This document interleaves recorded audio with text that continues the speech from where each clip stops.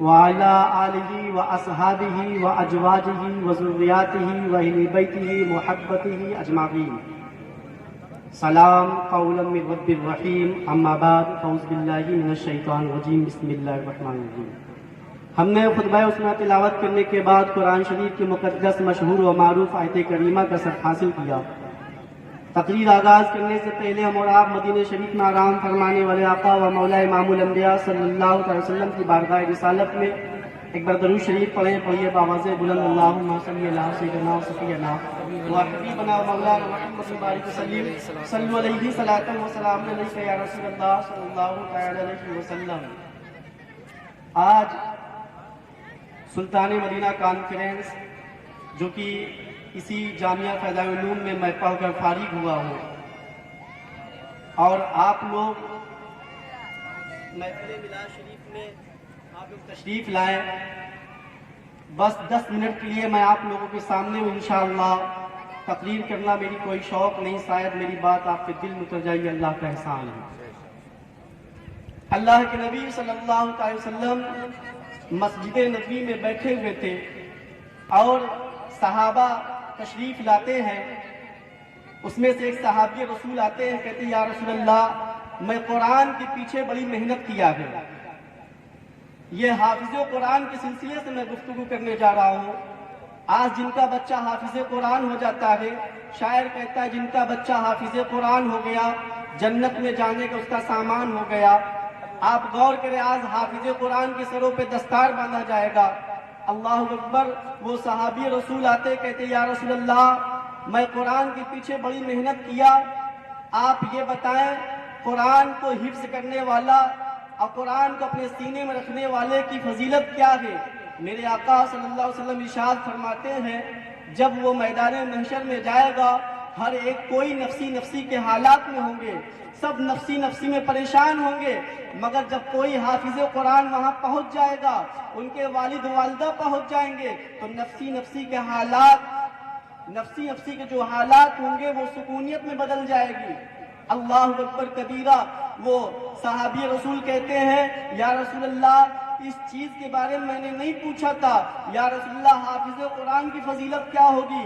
میرے آقا صلی اللہ علیہ وسلم ارشاد فرماتے ہیں جب ایک حافظ قرآن میدان محشر میں جائے گا اللہ ارشاد فرمائے گا حافظ قرآن قرآن پڑھتے ہوئے جنت میں چلے جاؤ, جہاں سے والناس ہوگا وہاں جنت کا دروازہ ہوگا. حافظ قرآن نے کہا اے اللہ میں قرآن پڑھتا چلا جاؤں. اللہ نے ارشاد فرمایا ہاں قرآن پڑھتے چلے جاؤ. اللہ اکبر کبیرہ.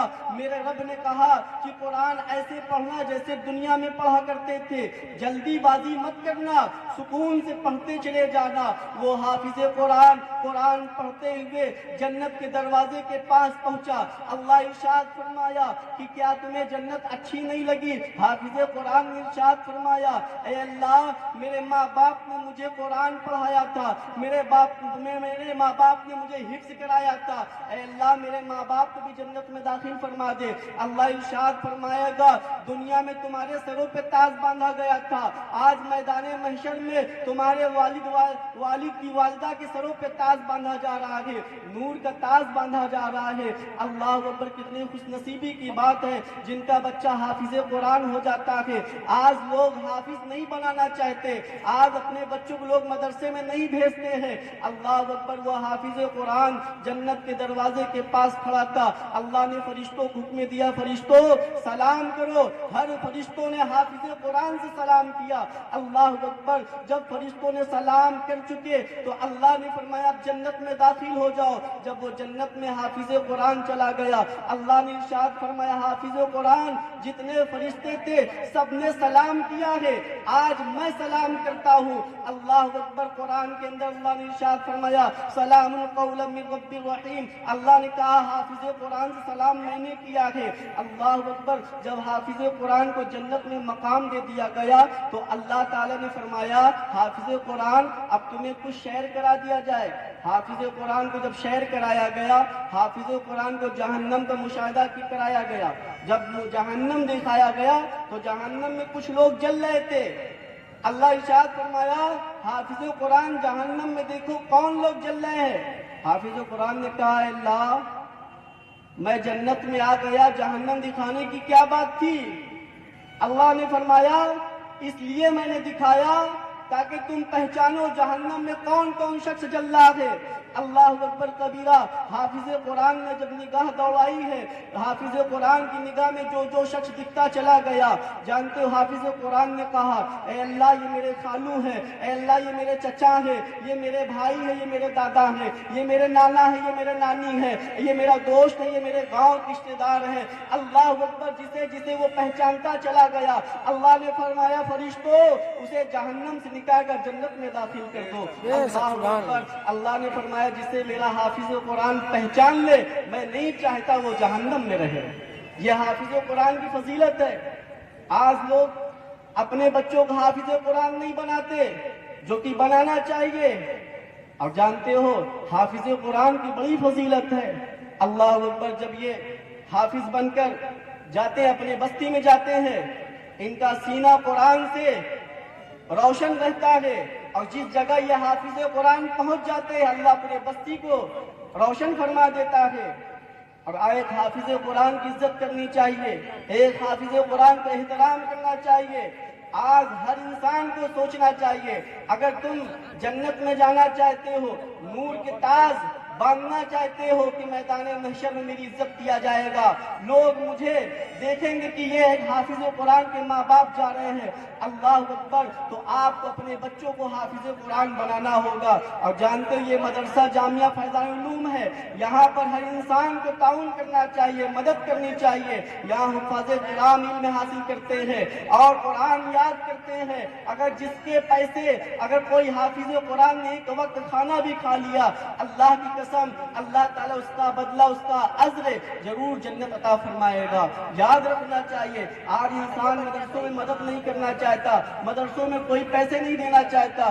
یاد رکھنا جب اللہ کے نبی صلی اللہ علیہ وسلم نے چندے کے لیے حکم فرمایا تھا، من ذا الذی یقرض اللہ قرضا حسنا، ہے کوئی اللہ کی راہ میں خرچ کرنے والا، ہے کوئی اللہ کی راہ میں دینے والا؟ سیدنا عثمان غنی رضی اللہ تعالیٰ عنہ کھڑے ہو گئے تھے کہ یا رسول اللہ میں اللہ کی راہ میں 100 اونٹ دیتا ہوں۔ مگر آج انسان چندہ دینے میں کنجوسی کرتا ہے، کنجوسی کرتا ہے کہ نہیں کرتا؟ جو کہ مدد کرنی چاہیے اور دینا بھی چاہیے۔ اللہ اکبر۔ یہ حافظ قرآن کی فضیلت ہے۔ اور حافظ قرآن جب تک جس جگہ ہوں گے، اور حافظ قرآن جس کے بستی میں جاتے ہیں، امام صاحب بنتے ہیں، تراویح سناتے ہیں، ان کے سینے میں ان کی عزت اس لیے کرنی چاہیے، وہ تو ایک انسان ہے مگر ان کے سینے میں قرآن ہے، قرآن کے اعتبار سے ان کا ادب کرنا چاہیے، احترام کرنا چاہیے۔ ان کے ہاتھ پہ اگر بوسہ لے تو سمجھے قرآن ان کے سینے میں اس لیے بوسہ لیا جا رہا ہے۔ اس لیے اللہ تعالیٰ ہم سب کو نیک راستوں پہ چلنے کی توفیق عطا فرمائے۔